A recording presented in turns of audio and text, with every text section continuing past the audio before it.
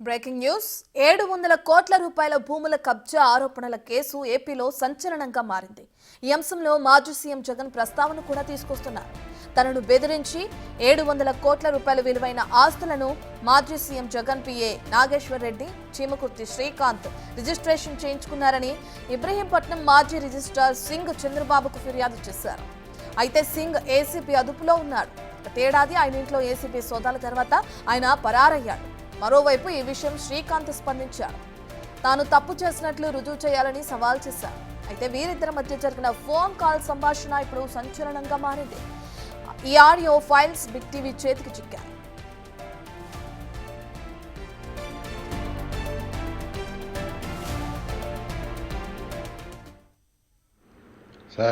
Sir ఎందుకో నాకు ఆడికి డబ్బులు ఇవ్వబుద్ధి కావట్లేదు సార్. అసలు ఆడు ఒప్పుకుంటాడు ఒప్పుకోలేండి, ఒప్పుకున్నప్పుడు చూద్దాం. లేదు ఆడు ఒప్పుకుంటే నాకు ఇవ్వబుద్ధి కావట్లేదు. ఆడు ఇంత అన్యాయం చేసి ఆడికి డబ్బులు తీసుకెళ్తే మనకు ఉంటుంది సార్. ప్రకారం వచ్చిన ఇచ్చేయటం, ఇంకా మీరు పక్క తప్పుకుంటా అంటున్నారు కదా. చూడండి చూడండి మీ ఇష్టం, మీరు ఎలా చేద్దామంటే అలా చేద్దామండి, దానికి ఏం లేదు.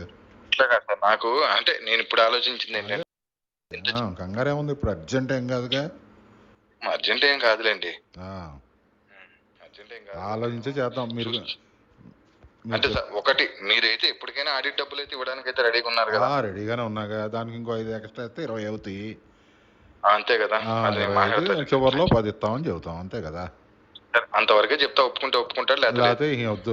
ఇంకే మీరు నాతో కూడా అడగక్కర్లా, ఇంకా ఏం చేయాలో నిర్ణయించుకుందాం, ఇంకా చేసుకోమని చెప్తా. ఇంకా హ్యాండ్ హ్యాండ్ తెలుసుకుందాం. ఆ పాతికే వాడికని ఇస్తే వీళ్ళు చంపేస్తారు కూడా.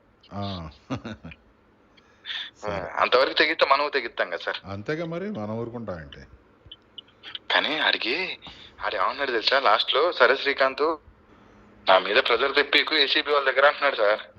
నువ్వు నాకు ఎత్త పెడితే ఊరుకుంటావేంటి? ఇంకో డీజీ వచ్చినా మళ్ళీ వెళ్తాంగా, ఈ డేటా ఉన్నట్టేగా ఇది. ఆడికి భయం సార్, నేను అంటే ఆడికి నిజంగా ఉచ్చపడతాను సార్. అందుకే ఆడి ఇంతమందితో ఫోన్ చేయించాడు. ఉచ్చపడిపోతుంది. అవును, అసలు మీకు దెబ్బేసి మీతో ఎలా మాట్లాడాడు నాకు అర్థం కావట్లా. అది మీకు దెబ్బేసాడు కదా, అది ఒప్పుకున్నాడా? ఒప్పుకోవట్లే. ఎందుకు ఒప్పుకుంటాడు? దొంగ నిన్ను సింగును నాశనం చేసేయాలని ఎప్పటి నుంచో చూస్తున్నాడు. ఆ పడమటి సురేష్ దగ్గర 2 కోట్లు కదా, ఆ కక్ష ఉంది, సింగు వల్లే ఇచ్చారని చెప్పి కక్ష ఉంది, అందుకని రాశాడు అంటున్నాడు. అందుకే నవ్వు వచ్చింది అంటే. నవ్వు వచ్చిందా మీకు? మరి నవ్వకేం చేస్తా, ఇంక వద్దులే. ఇడితే ఎక్కువసేపు స్నేహం కూడా ప్రమాదకరం అని వెళ్తున్నాను. నమ్మేస్తాం వాడి మాటలు, అట్లా చెబుతాడు. ఎక్కువసేపు ప్రయాణం కూడా వేస్ట్. అవును, మీ టాపిక్ ఎత్తాడు. అతను నన్ను గౌరవం లేకుండా మాట్లాడతాడు అంటే, గౌరవం కోసం నువ్వు వాళ్ళని జైలుకి పంపించేస్తావా అన్నాడు డైరెక్ట్ గా. అన్నారు, గౌరవం కోసం నువ్వు వాళ్ళకి పంపించేస్తావా, నీతో ఇంతసేపు మాట్లాడాల్సినంత టైం లేదు నాకు, ఏదో ఆడు ఇచ్చాడు కాబట్టి మాట్లాడుతున్నా, నా స్థాయికి నేను నీతో మాట్లాడే స్థాయి కాదు నాదని డైరెక్ట్ అన్నాడు. నువ్వు కన్నబాబుతో చెప్పించుకుంటావు, రజిత్ తో చెప్పించుకుంటావు, ఎన్నో అవసరం, కానీ నీ వల్ల నాకు రూపాయి వచ్చింది డైరెక్ట్ అన్నాడు. నీ వల్ల నేను రూపాయి సంపాదించా. అరే ఈ ఫోన్లు బయట పెట్టి వచ్చాడా లేదా చూడు ఫస్ట్ అన్నాడు. ఫోన్ తీసుకుని ఏమండి మీరు నన్ను అనుమానిస్తున్నారు, నేను అలాంటి మనిషిని కాదండి అన్నాడు. నువ్వు అనుమానించటం మనిషిలో కాదు, మేము కూడా అలాంటి వాళ్ళం కాదు, మరి వాడిని ఇరికిచ్చావు కదా అన్నాడు. డైరెక్ట్ అని ఇరికిచ్చావు కదా అన్నాడు. మరి వాళ్ళ నాశనం ఎవరు పూలుస్తారు చెప్పండి అన్నాడు. వీళ్ళు లాస్ట్ ఎవరు పూడుస్తారు, సింగు పూడుతాడా నువ్వు పూడుతావా అని అడిగాడు. అది కాదు సార్, నేను ఏదో ఒకటి చేసి పెడతాను సార్. ఏం చేస్తావు చెప్పు, ఏదో ఒకటి అంటే ఏం చేస్తావు చెప్పు, నీ ఆస్తులు ఏమైనా తీసి అడిగిస్తావా అన్నాడు. అట్లా కాదు సార్, మీరు చెప్పండి సార్, ఇంకెప్పుడు నేను వీళ్ళ జోలికి వెళ్ళను కాదు సార్. ఇతను కూడా పోయి నా గురించి చెప్పాడు. నువ్వు చెప్పకపోతే అతను చెప్పడు కదా అన్నాడు. బాగా చెప్పారు. నువ్వు చెప్పకపోతే ఆయన చెప్పడు కదా, భయపెట్టిచ్చేస్తున్నావు డిపార్ట్మెంట్ నువ్వు అన్నాడు. ఫస్ట్ నేను వెళ్ళి మాట్లాడాక ఇదంతా చెప్పాక ఆయన వచ్చాడు. వద్దు ఫస్ట్ వాడు వద్దు అసలు ఇక్కడికి అన్నాడు. ఒక్కసారికి చూడు అన్నా. అన్నాక అతని జాబ్ గురించి అయితే ఒకటే చెప్పాడు. నేను చెప్తా ధనంజయ రెడ్డి గారికి, నేను చెప్తా అంటే చెప్తా, లేకపోతే నిన్ను కూడా తీసుకెళ్తా, ఇద్దరిని కూర్చో నీ ముందే చెప్తా. అది అవుతుందో లేదో నాకు తెలియదు. నాకు ఫోన్ చేయొద్దు నువ్వు ఎప్పుడు, ఉమ్, మీ ఫోన్లన్నీ ట్యాపుల్లో ఉంటాయి, ఆ, నువ్వు కానీ శ్రీకాంత్ కానీ నాకు ఫోన్ చేయొద్దు డైరెక్ట్ అన్నాడు. ఆ, ఫోన్ ట్యాపుల్లో ఉంటాయి మావి ఉమ్, అన్నాక, ఏంటి పవన్ కళ్యాణ్కి కాపుల మీటింగ్ పెడుతున్నావు కదా నువ్వు అన్నాడు. ఆ,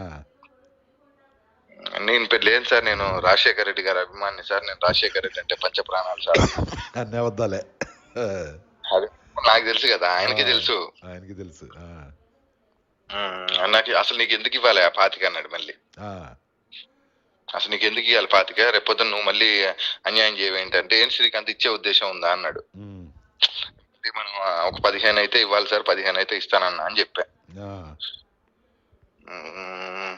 అట్లా కాదు సార్ అని ఆడేదో రిక్వెస్ట్ వేలో వెళ్ళాడు. నేను అంత పోగొట్టుకున్నా, మరి ఆయన కూడా పోగొట్టుకున్నాడు కదా అన్నాడు.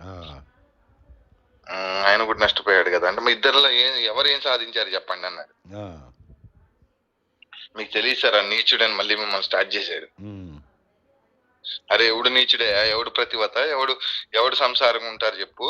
ఉమ్, ఎగ్జాంపుల్, నేను హైదరాబాద్ వెళ్ళానండి, ఉమ్, అక్కడ కొత్తగా పెళ్ళైన అమ్మాయి ఫ్లైట్ ఎక్కింది, ఒక అతను బాయ్ ఫ్రెండ్ వచ్చి ఎక్కిచ్చాడు, ఆ, ఇక్కడ దిగాక మొగుడుతో వెళ్తుంది అది, ఆ, ఎవడు సంసారులు ఎవరు ప్రతివత్తలు చెప్పండి అన్నాడు. ఆ, చూస్తే కుందనం బొమ్మలా ఉంది అమ్మాయి, ఉమ్, మనం ఉన్నంత వరకు మనం ముందున్నదే మనకండి, మన వెనకాల జరిగేది మన ఏది మంది కాదండి అన్నాడు. కేఎన్ఆర్ గారా? ఆ డైరెక్ట్ అన్నాడు. ఆ, ఆయన వీడిని ఇరికియటం నాకు, సరే సింగు నిరికిచ్చావంటే అది నీ వ్యక్తిగత విషయం, నాకు సంబంధం లేదు, ఆ, ఇది నిరికిచ్చి చూడు, అది మాత్రం నా మనసులో ఉందయ్యా అన్నాడు. ఆ, వాడికి నువ్వేం చేస్తావో చెయ్యి, వాడేం డబ్బులు అడుక్కునే వ్యక్తి కాదు, ఆ, వాడికి ఏం చేయాలనుకుంటున్నావు చెప్పు, వాడికి ఏదో ఒకటి నువ్వు చేస్తా అంటే చెప్పు, ఆ, ఏం చేయగలుగుతావు సార్, నేను నా వల్ల ఏది ఓన్లీ రిజిస్ట్రేషన్ లో చెప్తాను సార్, అంత మించి నా వల్ల కాదన్నాను. వాడు దుర్మార్గుడు సార్, వాడు ఎంతకైనా దిగజారుతాడు, గుర్తుపెట్టుకోండి. అలాగే నేను ఎవరికి భయపడి కానీ ఆడికి భయపడతాను సార్, విషయం చెప్తున్నా. సరే నన్ను పొద్దున 5ంటికి లేపండి కొంచెం కేఎన్ఆర్ దగ్గరికి వెళ్ళి. నేను లేపుతా.